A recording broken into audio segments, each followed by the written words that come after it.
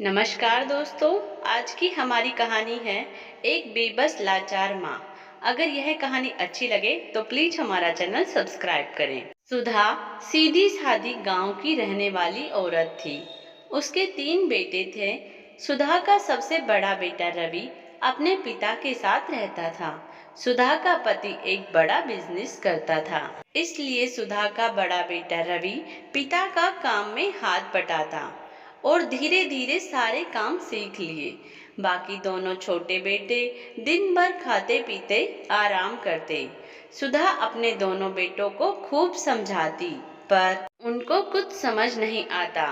एक दिन सुधा के पति को अचानक से हार्ट अटैक आ गया और वह इस दुनिया को छोड़कर चला गया। सुधा का बड़ा बेटा रवि सबसे तेज था। उसने धीरे धीरे सारी जमीन, जायदाद, प्रॉपर्टी सब कुछ अपने नाम करवा लिया और किसी को पता तक नहीं लगने दिया। सुधा को भी इस बारे में कुछ नहीं पता था। सुधा ने सोचा कि दोनों बेटों पर जिम्मेदारी का बोझ पड़ेगा तो यह भी सुधर जाएंगे। सुधा ने तीनों भाइयों की शादी कर दी। फिर छोटे बेटों को कहा कि तुम दोनों अपने बड़े भाई के साथ काम पर जाया करो।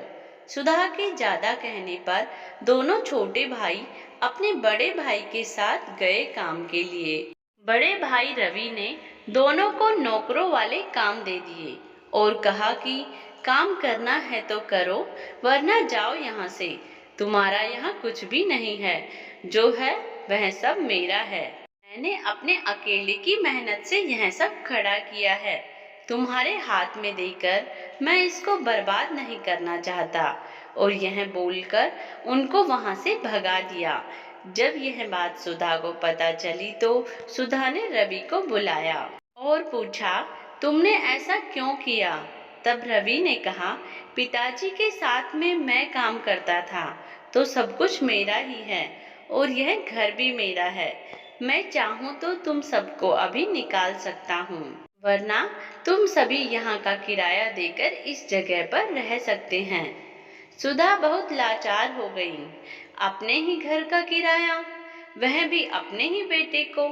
सुधा के दोनों छोटे बेटे को अब समझ आया, माँ हमें बार बार क्यों समझाती थी कि हमें काम करना चाहिए, ना कि आराम।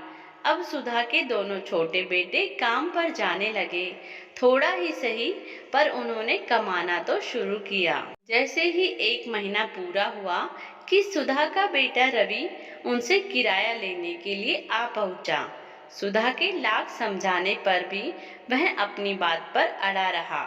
उसे बस किराया चाहिए था। वह इतना लालची इंसान बन चुका था कि उसको अपने भाई और अपनी बूढ़ी लाचार माँ तक दिखाई नहीं दी। रवि के छोटे भाइयों की महीने भर की कमाई इतनी नहीं थी कि वह अपने घर के खर्च के साथ मकान का किराया भी दे सके। रवि ने अपने दोनों भाइयों के साथ अपनी माँ को भी घर से निकाल दिया। रवि के 2 बेटियां थीं, बेटा नहीं था। जल्दी ही वह बड़ी हो गई और उनकी उम्र शादी के लायक हो गई। उनकी शादी में बहुत खर्च किया, धूमधाम से शादी की, पर उसको लड़की के ससुराल वाले खुद से भी ज्यादा लालची इंसान मिल गए। ससुराल वालों ने रवि को कहा कि आपकी सारी प्रॉपर्टी आपकी बेटियों की तो है, क्यों ना आपके मरने से पहले इन बेटियों के नाम ही कर दो। रवि के लाख मना करने के बाद भी बेटियों के ससुराल वाले नहीं माने, जोर जबरदस्ती करने लगे। तब रवि को अपने भाइयों और माँ की याद आई कि मैंने अपने ही भाई और माँ के साथ ऐसा किया तो मेरे साथ भी ऐसा ही होगा। उसने अपने भाइयों और माँ को ढूंढा। कई दिन बीत जाने के बाद भी उसे अपनी माँ और भाई कहीं भी नहीं मिले। काफी दिनों के बाद उसे अपनी माँ किसी दोस्त के यहाँ बर्तन साफ करती दिखाई दी। अपनी माँ को ऐसे देखकर रवि की आंखों में पानी आ गया और उसने तुरंत अपनी माँ से माफी मांगी और अपनी माँ और भाइयों को अपने घर ले आया।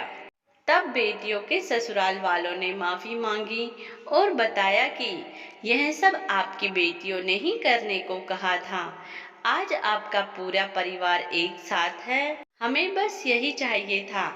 अपनी माँ की सेवा करनी चाहिए, ना कि उनको अपने ही घर से बाहर निकाल देना चाहिए। एक माँ अपने बच्चों को खुद दुखी होकर, भूखी रहकर उनका पालन पोषण करती है।